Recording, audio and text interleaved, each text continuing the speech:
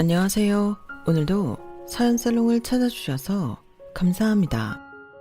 저는 사랑하는 남편과 제 목숨보다 소중한 남매를 키우고 있는 한 엄마예요. 요즘은 우스갯소리로 집에 딸들이 많으면 금메달, 아들들만 있으면 목메달이라는 말이 있잖아요. 남아 선호 사상이 심했던 예전과 달리 지금은 딸을 원하는 사람들이 더 많아졌다는 이야기인데요. 저희 시댁, 정확히는 시어머니가 반대로 아들을 원해도 너무 원해서 저질렀던 만행들을 여러분께 들려드리고 싶네요. 저와 남편은 연애 결혼을 했어요. 연애만 3년을 했지만 싸운 적이 거의 없을 정도로 서로 사랑하는 예쁜 커플이었죠. 저나 남편은 서로에게 마지막 사랑이 되기를 바랬고 그렇게 결혼을 하게 되었어요. 결혼 후에도 행복한 신혼 생활이 계속되었고 그동안 둘만의 시간을 너무 즐기고 싶었어요. 하지만 그때부터 시어머니의 은근한 압박이 시작되었어요. 현영아, 너희 결혼한 지 얼마나 됐지? 4개월 정도 됐어요. 그래, 그렇구나. 슬슬 준비는 하고 있는 거지? 준비요? 무슨 준비요? 결혼을 했으면 애를 가져야지.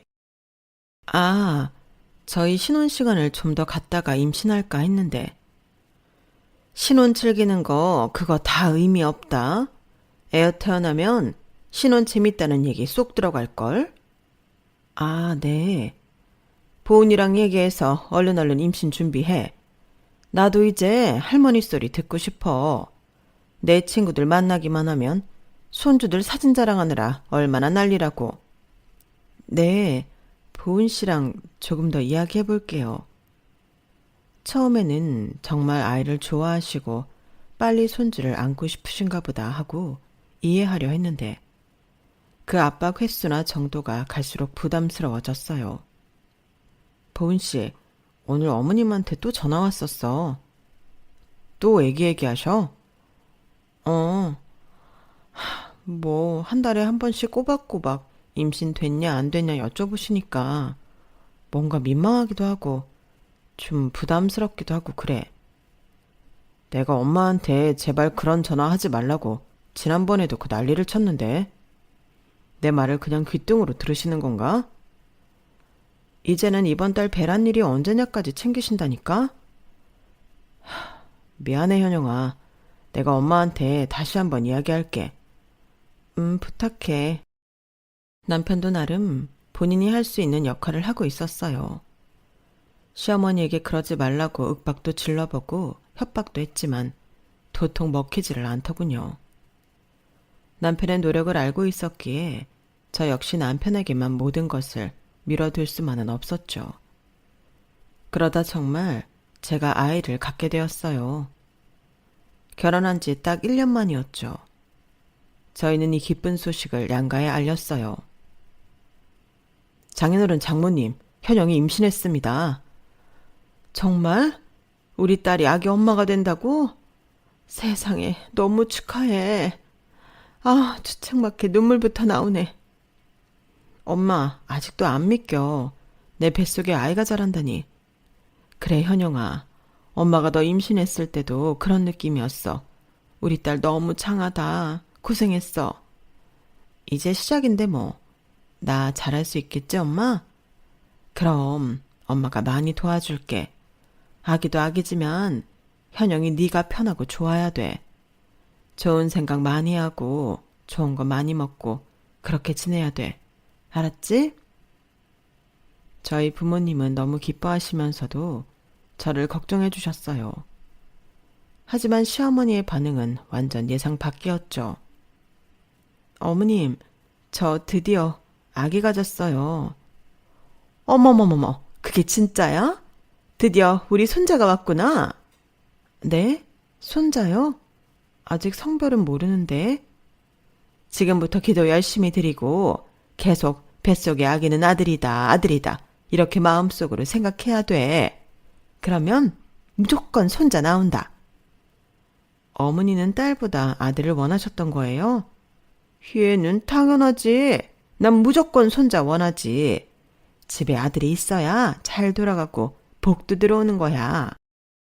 너 어디 가서 딸 낳고 싶다는 헛소리 절대로 하고 다니지 말어라. 저는 너무 황당했어요. 그렇게 손주 하면서 노래를 불렀는데 막상 아이가 생겼다고 하니 무조건 아들이어야 한다고 단호하게 말하는 시어머니가 이상했죠. 저는 퇴근한 남편에게 시어머니와 전화통화한 이야기를 했어요. 엄마 또 시작이네. 나랑 보영이한테 그렇게 했으면 됐지. 아직도 아들 운운하시네. 자기랑 아가씨? 나 태어나고 둘째도 아들일 줄 알았는데 보영이가 나오니까 엄청 실망했었나 봐. 어린 내가 느낄 정도로 엄마는 나랑 보영이를 차별했어.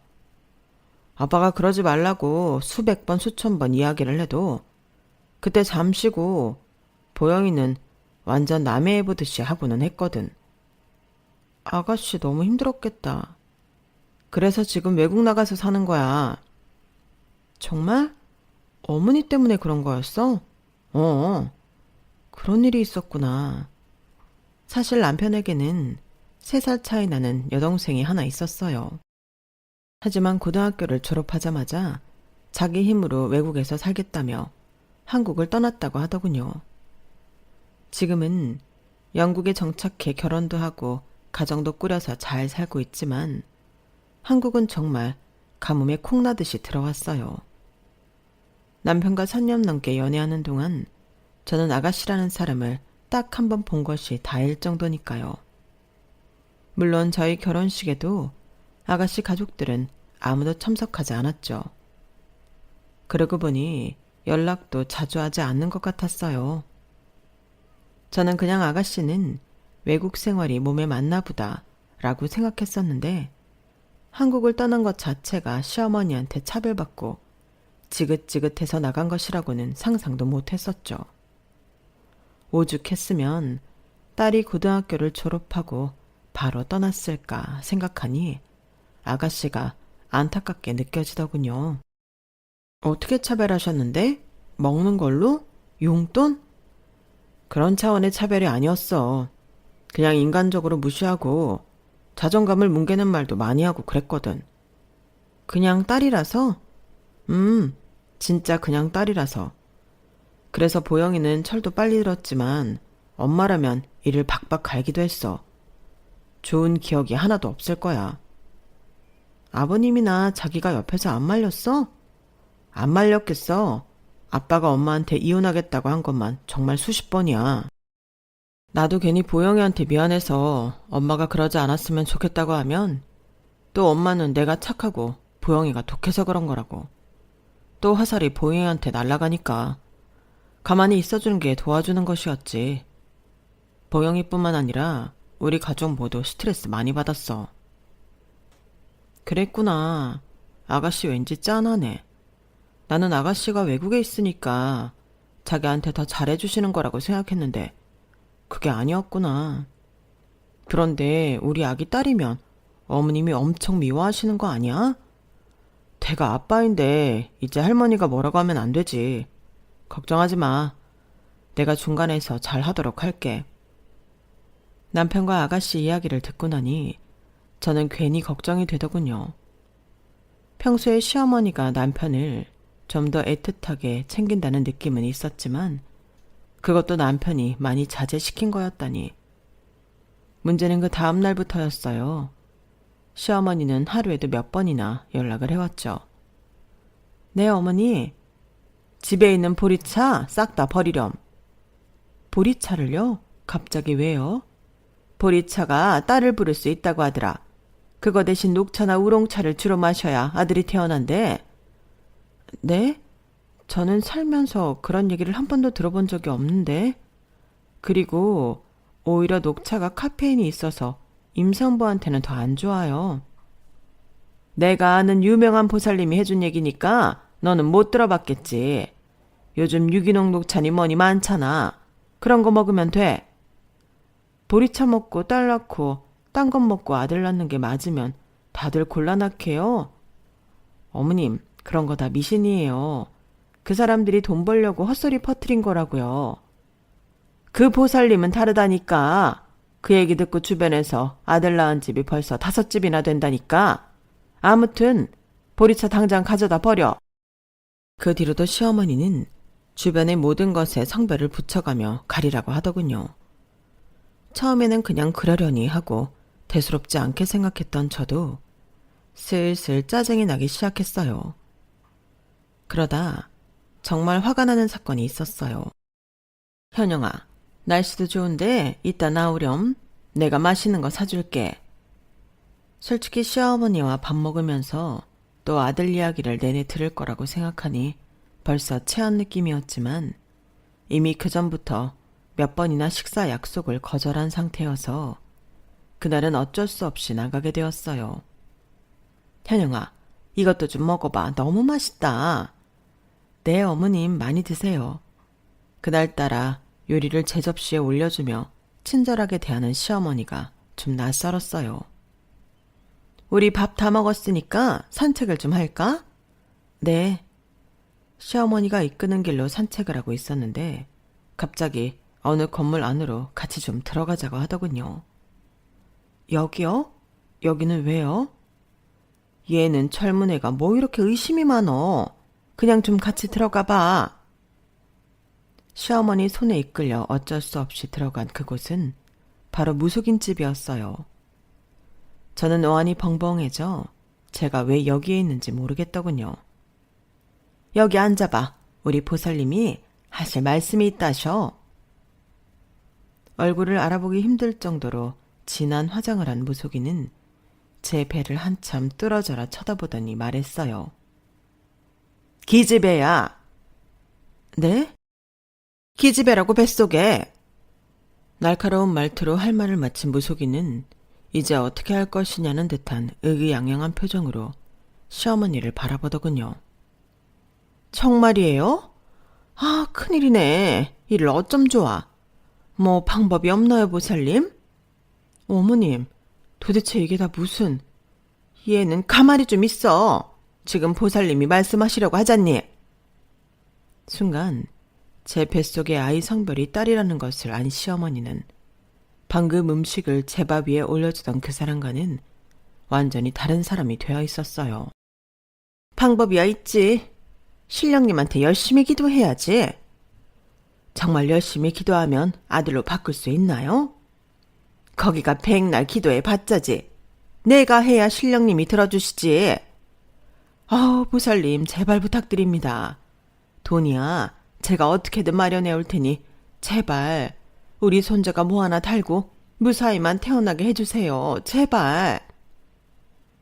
저는 옆에서 보고 있자니 정말 토할 것 같았어요. 종교도 없다던 시어머니가 갑자기 이런 곳에 빠져서 저 무속인 말만 믿고 돈을 가져다 주려고 하다니 기가 막히다 못해 화까지 다 나더군요. 어머니, 죄송하지만 저 먼저 가볼게요.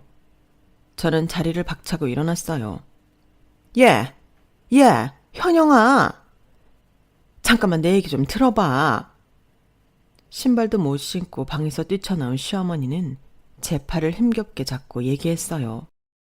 저분이 신기가 진짜 엄청난 분이래. 눈으로 네 배만 보고도 지금 딸이라고 그러잖니. 그런데 저분이 기도빨이 또 끝내주게 좋아서 성별을 바꿔달라고 기도해주면 그게 또 100% 바뀐단다. 어머니, 도대체 왜 그러세요? 저 사람 말만 믿고 제 뱃속에 아기가 딸인지 아들인지 어떻게 아냐고요? 아니, 딸이든 아들이든 그게 뭐가 중요한데요? 신도 못 바꾸는 걸 저 사람이 뭐라고 아기 성별을 바꿔준다고 하냐고요? 어머님, 진짜 도대체 왜 그러세요? 성별이 뭐든 저는 그냥 이 아기가 다 소중해요. 제발 그만하세요. 저는 시어머니 앞에서 소리를 질렀어요. 방금 무속인 방에서 보았던 현란한 빛깔의 인테리어와 제 배를 뚫어져라 쳐다본 그 눈빛이 떠나지를 않아 머리가 어지러웠어요. 결국 저는 길 한켠에서 점심에 먹었던 음식을 모조리 토하고 택시에 올라탔어요. 뭔가 아직도 할 말이 많은 듯한 얼굴을 한 시어머니는 제가 너무 힘들어하는 모습에 어쩔 수 없이 택시를 잡아 보내주더군요. 제 전화에 놀라 한 걸음에 달라온 남편에게 오늘 있었던 이야기를 모두 꺼냈고 화가 잔뜩 난 남편은 곧잘 시댁으로 향했어요. 그 후에 남편에게 어떻게 했냐고 묻지는 않았지만 시어머니의 아들 타령은 한동안 잠잠했죠. 그 일이 있고 2주 정도 지난 뒤 집에 택배가 하나씩 도착하기 시작했어요. 신생아 베넷저고리부터 신발, 모자, 모빌, 장난감, 애기 침대, 유모차까지 하루에 몇 개씩 택배 기사분이 저희 집 문을 두드렸어요. 또 어머님이 보내신 거네. 상자들을 열어본 저는 더 한숨이 나왔어요. 아기 용품들이 죄다 파란색, 남색, 밀리터리색 이런 것들 뿐이었거든요. 애기 것인데 이런 색을 일부러 구하려고 해도 못 구하겠네. 저는 투덜거리며 택배 상자들을 다 뜯지도 않고 방 한 구석에 처박아 두었어요. 며칠 뒤 시어머니에게 다시 야금야금 연락이 오더군요. 현영아, 혹시 택배들 갔니? 네. 지난번 일도 내가 미안하고 너희 돈이라도 좀 아끼라고 내가 그냥 알아서 몇 개 사보냈는데 괜찮니? 네. 그냥 애기들 금방 크니까 별로 못 입고 못 갖고 놀 거야. 너무 비싼 것들 아니니까 부담 갖지 말고 그냥 편하게 쓰다 버려. 네, 그런데 색이 전부 시퍼런둥둥하네요. 내가 그런 푸른 계열색을 좋아하거든. 잠깐씩 쓰는 거니까 색깔 연연해 말고 잘 써.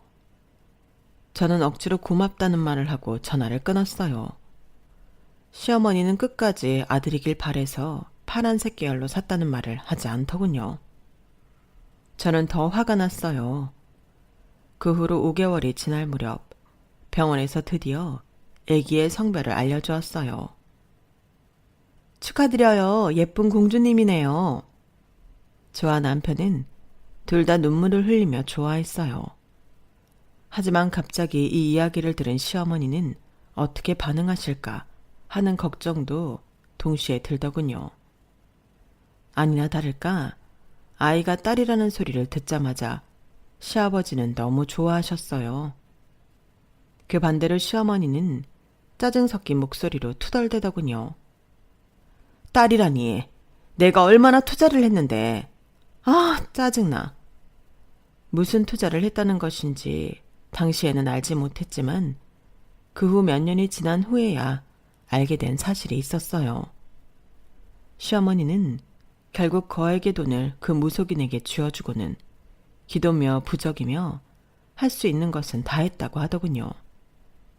하지만 태어난 것이 딸이라는 것을 알고 따지러 가지기도 전에 그 무속인은 모든 돈을 받고 잠적했고 시어머니도 돈을 떼이고 만 것이에요. 시아버지도 정확히 얼마를 준 건지 알 수 없었다고 하셨지만 제 생각에는 못해도 1,000만 원 단위를 주었던 것 같아요. 그리고 모든 원망을 제게 쏟아냈겠죠. 그 시어머니는 단 한 번도 제게 연락을 하지 않았고 저는 오히려 그 상황이 너무 좋았어요. 출산하고 다음 날 시아버지가 한 걸음에 달려오셨고 그 뒤를 못마땅한 얼굴을 한 시어머니가 서 있더군요. 당신 뭐해? 이리 와서 우리 손녀 좀 봐. 아이고 하품하네. 귀여워라. 예상은 했지만 시어머니는 정말 애기에게 눈길 한번 주지 않더군요. 괜히 애꿎은 허공만 멀뚱히 응시하고 있었어요. 당신이나 실컷 보고 와요. 난 먼저 갈라니까. 소녀를 마주하고 실실 웃는 시아버지가 못마땅한지 결국 시어머니는 혼자 휑하니 가버렸어요. 그 뒤로도 한동안 저는 시어머니와 따로 연락을 하고 지내지는 않았어요. 시어머니와 다시 연락을 재개한 건 3년 뒤였어요. 첫째 딸 서아를 낳고 제가 둘째를 임신하게 되었거든요. 그동안 저 때문에 남편도 시어머니와 전보다 거리를 두고 지내고 있었어요. 하지만 어쨌든 저의 임신 소식이 거기까지 들어가게 되었죠. 오랜만에 시어머니의 목소리를 들으니 예전 악몽이 떠올랐으나 그래도 최대한 침착하게 통화를 했어요. 그래, 둘째 가졌다면서? 네. 넌 아직도 나한테 그렇게 서운한 게 많니? 내가 뭐 너 해코지한 것도 아니고 다 너 잘 되라고 그런 건데 너도 참. 다 저 잘 되라고 하신 거면서 지금 서아 3살 될 때까지 어떻게 컸는지 궁금하지도 않으세요? 나만 연락 안 한 거니? 너도 뭐 아주 쌩하고 찬바람 불게 했으면서. 네, 맞아요. 저도 며느리로서 그랬으면 안 됐지만 지금이라도 사과드릴게요. 그래, 우리 이제라도 서로 잘 지내보자. 하지만 저는 시어머니의 속을 어느 정도 알 것 같았어요. 둘째가 아들이길 바라면서 접근한다고 느껴졌거든요. 시어머니는 참 중간이 없는 사람이었어요. 다시 연락 한번 했다고 저희 관계가 아주 옛날로 돌아간 줄 착각하고 있더군요. 하루 걸러 문자며 전화를 해서는 먹고 싶은 것 있으면 언제든지 얘기를 하라고 하거나 아기용품이 뭐 필요한지 확인하고는 했죠. 저는 불편했지만 서아 임신했을 때처럼 성별에 크게 연연해야 하지 않는 모습이라 어느 정도 마음을 놓고 있었어요. 하지만 언제 누를지 모르는 발작 버튼 때문에 항상 긴장은 하고 있었어요. 둘째의 성별이 나오는 날이었어요. 시어머니는 병원에 가기도 전부터 연락해 난리도 아니더군요. 하지만 남편이 함께 있을 때라 웬만큼 커버를 쳐주어서 다행이었어요. 병원에서 나온 것을 지켜본 양 바로 전화가 오더군요. 아들이라지? 네. 어머, 정말 내가 드디어 손자를 안아먹을 생겼네. 아이고, 경사네 경사야. 저는 핸드폰 너머로 숨이 넘어가게 좋아하는 시어머니가 너무 얄미웠지만 성별을 거짓말할 수도 없고 어쩔 수 없었죠. 하지만 서아 때보다 더 큰 폭풍이 들이닥치기 시작했어요. 어머님, 저희 집에는 어쩐 일로? 아우, 무거워 죽겠네. 이거 지금 바로 한번 끓여놔라. 이거 냉장고에 바로 넣고. 이게 다 뭐예요? 뭐긴 뭐야. 우리 손자한테 좋다는 거 내가 아주 싹 해왔지. 큰 들통과 한눈에 봐도 내용물이 가득가득 들어있는 작은 반찬통들이 여러 개였어요. 이걸 뭘 다 들고 오신 거예요? 무거운 게 됐으니? 우리 귀한 손자님이 오신다는데. 하지만 음식 뚜껑들을 열어본 저는 구역질을 멈출 수가 없었어요. 왜? 냄새가 좀 그런가? 그래도 네가 꾹 참고 먹어야 돼. 이게 아들한테 그렇게 좋은 거란다. 귀에서 쉽게 구하지도 못해. 정체불명의 알 수 없이 문드러진 음식들이 한데 어우러져 아주 고약한 냄새를 집안에 퍼뜨리고 있었어요. 어머니, 이게 뭐예요? 저 냄새 못 맡겠어요. 알아. 역한 거 나도 알아. 그래도 참고 한 숟가락만 먹어봐. 진짜 좋은 것들만 넣었어. 자라탕에 낙지 넣고 한우까지 더한 거야. 무조건 다 먹어야 돼. 약이라고 생각하렴. 네? 자라요? 그걸 어떻게 먹어요? 어떻게 먹기는 내 새끼 잘 큰다는데 똥물이 좋다고 하면 그런 것도 다 받아먹는 게 엄마지. 결국 저는 화장실에 가서 3번이나 구역질을 했고 그 모습을 본 시어머니는 입맛만 쩝 다시고는 더 이상 제게 음식을 강요하기 힘들어 보이자 투덜거리며 집을 나가더군요. 어머니가 가져온 음식을 모조리 버리고 싶었어요. 하지만 냄새부터 맡기 힘들어 남편이 올 때까지 기다리고만 있었어요. 아, 집에 이게 뭔 냄새야? 자기야, 부엌에 가서 저거부터 어떻게 처리 좀 해줘. 제발. 남편은 제 자초지종을 다 듣고는 당장 시어머니한테 가서 다시 연락을 했죠. 불같이 화내는 것을 제가 간신히 뜯어 말렸어요. 진짜 엄마 왜 그러지? 내가 그러지 말라고 얼마나 많이 얘기했는데. 당신도 절대 다시는 안 그러신다고 약속해놓고는. 이게 다 나랑 아기 건강하라고 해오신 거라 또 무작정 뭐라고만 할 수가 없어. 자기는 그냥 아들이지만 나는 며느리니까 내 입장에서는 또 난감한 부분이 없지 않아 있어. 그날 저녁 남편은 시어머니가 해온 음식들을 모조리 더 대신 처리해주고 끊임없이 사과를 했어요. 현영아, 진짜 미안해. 내가 아빠한테도 엄마 말리라고 부탁을 그렇게 했는데 미안해 진짜. 자기가 왜 미안해. 그런 말 하지 마.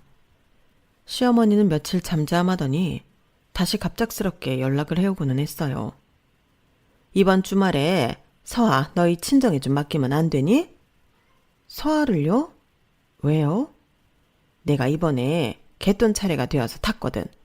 돈이 좀 생겨서 우리 손자님 뭐 필요한 거 사러 같이 백화점 가자고. 애들 금방 크고 그래서 저는 백화점에서 애들 거 안 사요. 마음만 잘 전해받을게요, 어머니. 하지만 시어머니는 제가 백화점으로 나올 때까지 수도 없이 전화를 했고 결국 저는 나갈 수밖에 없었어요. 나갈 때마다 저는 마음에 들지도 않는 색깔 디자인을 골라 아들이 태어나면 꼭 입히라고 당부를 하더군요. 집에 오는 길에 쇼핑백을 정말 집어 던지고 싶었지만 꾹 참았죠. 정말 기절할 만한 일은 그로부터 3개월 뒤에 시작되었고 아들이 태어난 후에 정점을 찍었어요.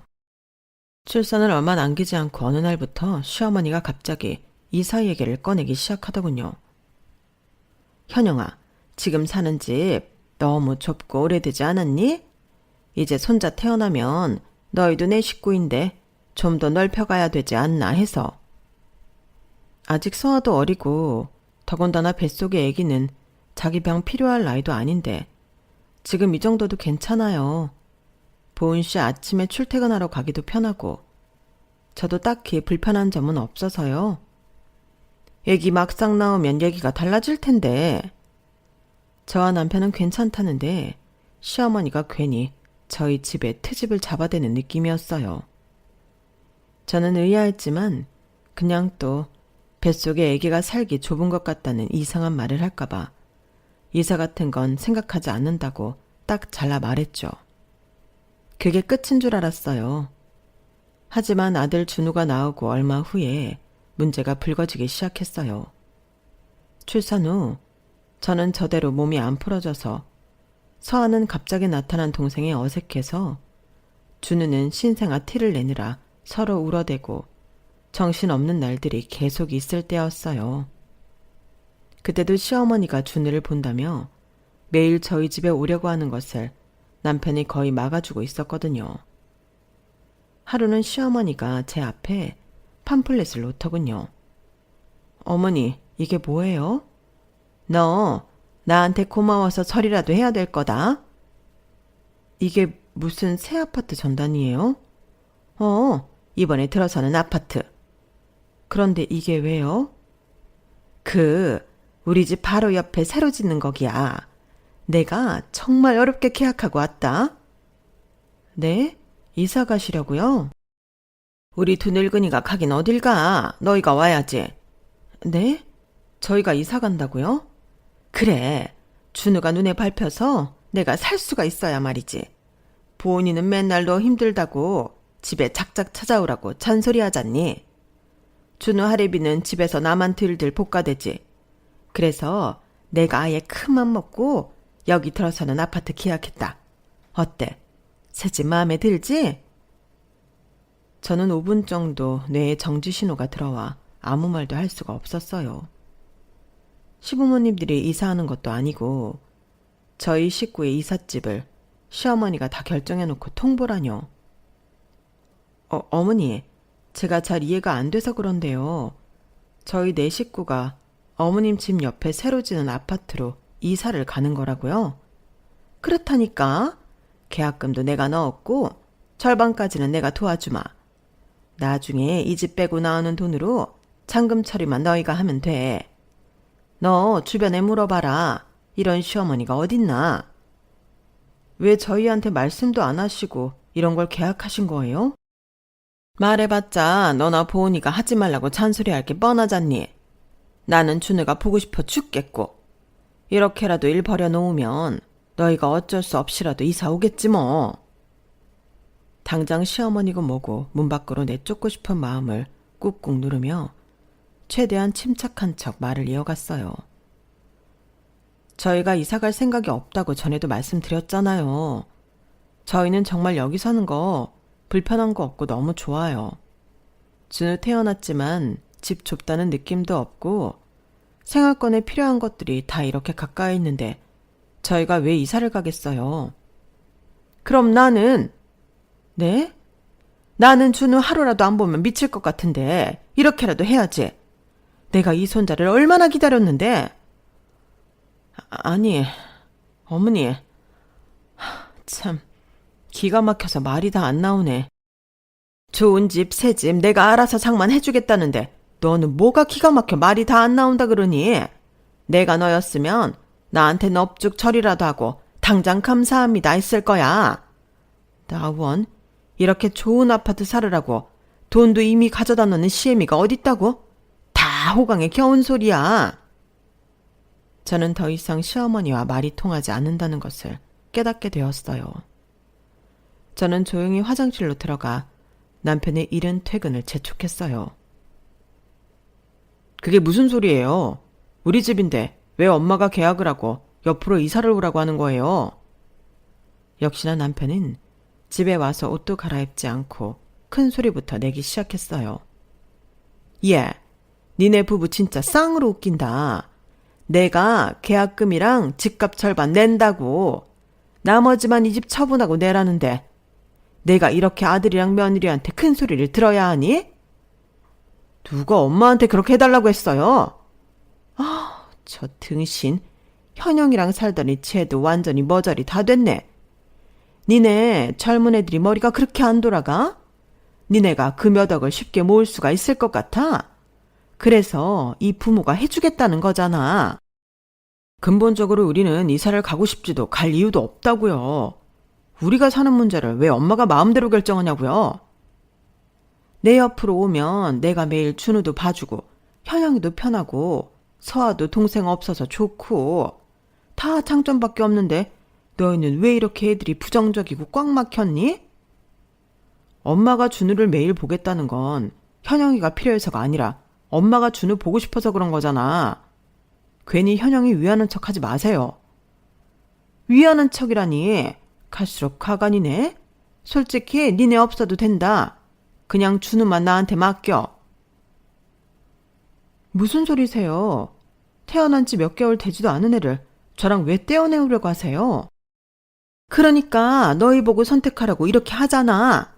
준우를 아예 나한테 맡기든지 아니면 너희가 내 옆으로 이사를 오든지. 엄마! 저는 순간 시어머니가 미친 줄 알았어요.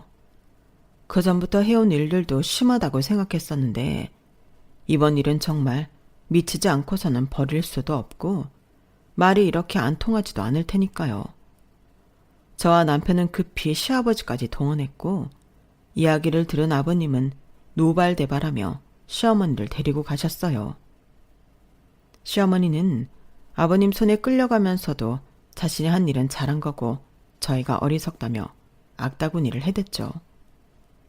그런 할머니 모습을 본 서아는 무섭다고 눈이 짓무르도록 울었고 집안이 시끄러워지자 신생아도 죽어라 울고 저도 속상해 울고 남편도 미안하다며 무릎 꿇고 울며 밤을 지새웠어요. 현영아, 어차피 우리가 계약한 것도 아니고 우리가 안 움직이면 되니까 걱정하지 마. 엄마 때문에 자꾸 말도 안 되는 스트레스 줘서 정말 미안해. 내가 진짜 너랑 애들 앞에서 면목 없다. 어머님 버리는 일들이 정말 아무도 예측할 수 없는 것들이잖아. 당신이 무슨 잘못이 있어. 미안해, 현영아. 결국 시아버지가 나서서 그 아파트 계약을 취소하게 되었어요. 하지만 딱히 홍보가 잘 되거나 유명한 건설사가 짓는 것이 아니라 소유권을 넘겨받을 사람이 없어 많이 힘들었다고 하시더군요. 계약금이 1억 정도 들어갔었는데 그 돈의 3분의 1도 찾지 못하고 손해본 채 울며 겨자 먹기로 겨우 넘겨받을 사람을 찾았어요. 이 일로 경제권은 완전히 시아버지에게 넘어갔고 시어머니는 24시간 자신의 위치를 보고해야 하는 상황까지 되어버렸죠. 당연히 시어머니의 불만은 하늘을 찌를 듯이 엄청났고 이제는 제게도 막말을 서슴없이 던지고는 했어요. 저는 정말 시댁과 인연을 끊고 살고 싶었지만 한편으로는 남편의 부모이기도 한데 제가 함부로 그럴 수가 없더군요. 참 힘들었어요. 하지만 이제 남편이 더 이상 자신의 부모님을 보고 싶어 하지 않는 것 같아 했어요. 전처럼 부모님이랑 거리를 조금 두고 지낼까 해. 현영이 너랑 애들한테 너무 미안해서 여러 방법을 생각해 봤는데 결국 지금 할 수 있는 건 이것뿐이네. 미안해. 뭘 자꾸 미안하대. 나야말로 자기 걱정돼. 그래도 자기 부모님인데.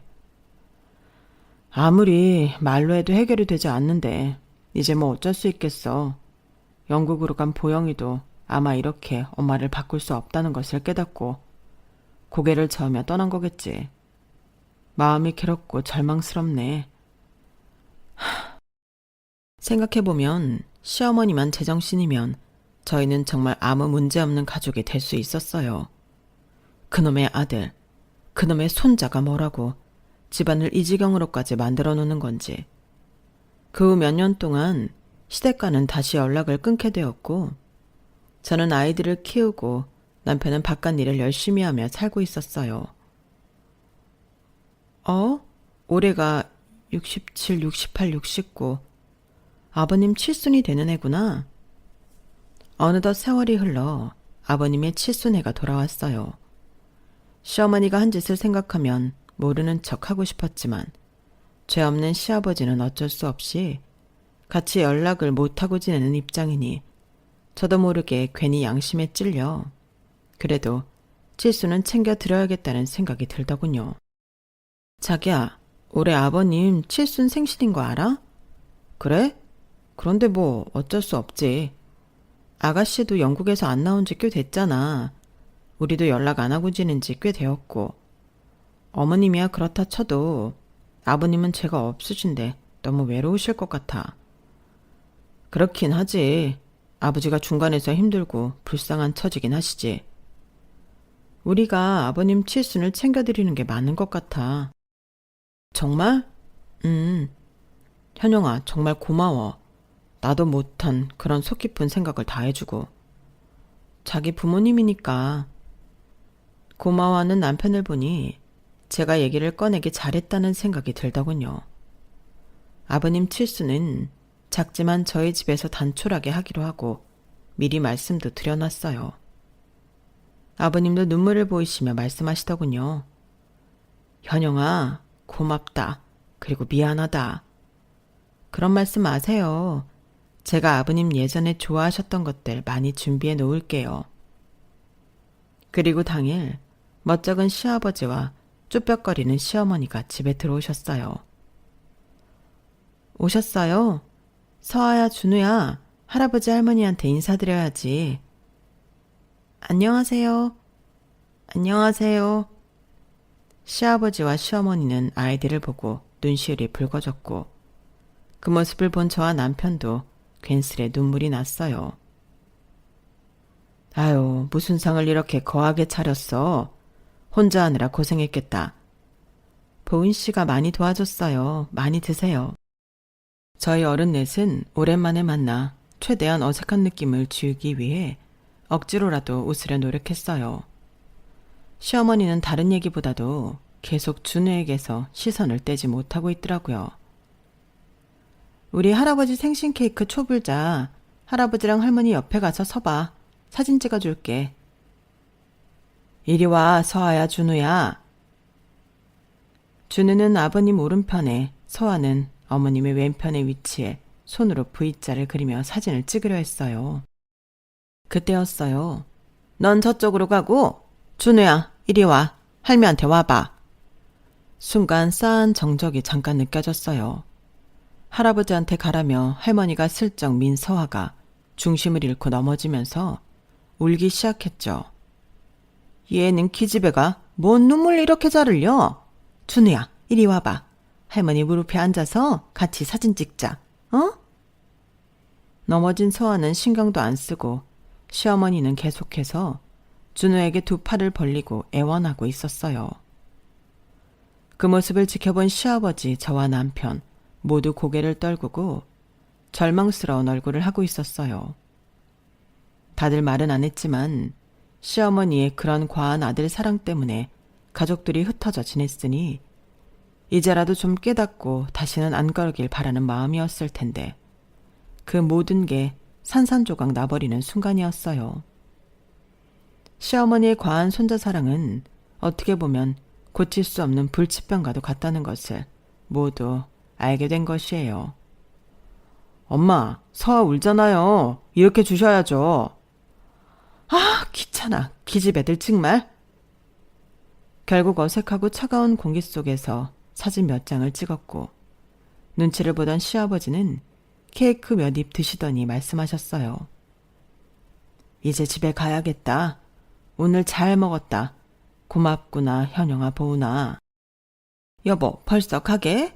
나 우리 준우 좀 더 보고 가고 싶은데 이게 얼마만이요? 조금만 더 있다가요. 네? 일어나. 이거 준비하느라 애들 피곤했을 텐데 우리가 가야지. 애들이 치우고 얼른 쉬지. 애들한테 미안하지도 않아? 이거 치우는 게 뭐가 얼마나 어렵다고. 아, 우리 준우 몇 년 만에 봤는데 이렇게 짧게 봐서 어떡해. 할머니 아쉬워서 어떡해. 참, 이거 용돈에. 시어머니는 5만원권 2장을 꺼내 준우 손에 꼭 쥐어주었고 당연히 서아는 거들떠 보지도 않더군요. 얼른 일어나라니까. 시아버지의 재촉이 계속되자 시어머니는 어쩔 수 없이 따라 나섰고 문이 닫히는 소리가 나자 남편이 가만히 저를 뒤에서 안아주더군요. 많이 속상했을 텐데 그 자리에서 참아줘서 고마워. 오늘 정말 고생 많았고 전부 다 고마워. 나도 자기 마음이랑 같아. 이건 정말 어쩔 수 없는 것 같아. 나도 엄마 아들이지만 두 손 두 발 다 들었어. 나도 정말 포기야. 저와 남편은 씁쓸한 표정으로 먹은 것들을 치웠어요. 자기 전 저는 딸 옆에 누워 말했어요. 서아야, 아까 많이 서운했지? 할머니? 준우만 좋아해, 할머니는. 아니야, 할머니가 준우만 좋아하는 게 아니라 서아보다 더 어리니까 신경 써서 챙겨줘야 한다고 생각하신 거야. 서아를 미워하시는 게 절대 아니야. 알았지? 그날 밤 아이를 다독거리며 저도 모르게 흐르는 눈물을 훔쳤어요. 일주일 뒤 시아버지에게 연락이 왔어요. 현영아, 나다. 바쁘니? 아버님, 괜찮아요. 말씀하세요. 그동안 내가 너무 수수방관하고 있었던 것 같아 미안하구나. 지난번 너희 집 갔을 때 보니 아무래도 집사람은 고치기 힘들 것 같아. 나도 늙어서 모든 일에 왈가왈부할 힘도 없고 그래서 아예 우리가 다른 곳으로 멀리 갈까 해. 네? 어디로요? 예전 고향으로 돌아가려고 지금 집을 알아보는 중이야. 거기에 친구들도 몇 있고 집사람도 조금 다른 환경에서 살면 나을까 싶어서 너희한테 미안하구나. 아버님, 저희 때문에 그렇게 멀리 가실 생각이시라면 그러지 마세요. 아니야, 그날 보니까 안 되겠더라. 한 번, 두 번 또 이렇게 연락하고 만나기 시작하면 저 사람 또 옛날보로 튀어나올 테고 이제는 너랑 보은이만 있는 것도 아니잖아. 애들이 상처받아. 나도 이제 도시 생활하기 힘들기도 하고 고향 내려가서 좀 편히 요양하련다. 결국 시아버지는 시어머니를 데리고 먼 고향으로 내려가셨어요. 가기 싫다고 아이처럼 떼쓰는 시어머니 때문에 또 해프닝이 있었지만 결국은 두 분 다 내려가시고 말았죠. 시아버지는 지금 사는 집을 팔아 고향에 좋은 집을 사도 남으니 애들에게 좋은 것 많이 사주라며 제 손에 1억을 쥐어주고 가시더군요. 그리고 마지막으로 정말 미안하다고 사과도 하시면서요. 저랑 남편은 이런 상황이 슬프기도 하면서 안쓰러운 이중적인 마음이 들더군요. 결국은 시어머니의 과한 욕심과 행동들이 가족을 이렇게 떼어놓게 만들었다고 생각하니 너무 슬프지만 한편으로는 딸이나 아들이 상처받지 않아도 되니 안심도 됐다고나 할까요. 다행히 지금은 아이들도 건강하고 밝게 자라고 남편과 저도 각자의 위치에서 최선을 다하며 잘 살고 있답니다. 언젠가는 편하게 웃는 얼굴로 시부모님을 뵐 수 있기를 바라면서 글을 마칠게요. 들어주셔서 감사합니다. 모두들 건강하시고 항상 행복하세요. 여러분, 사연 댓글에 응원과 현명한 조언 부탁드려요. 좋아요와 구독은 저에게 큰 힘이 됩니다. 오늘도 좋은 일 가득하세요.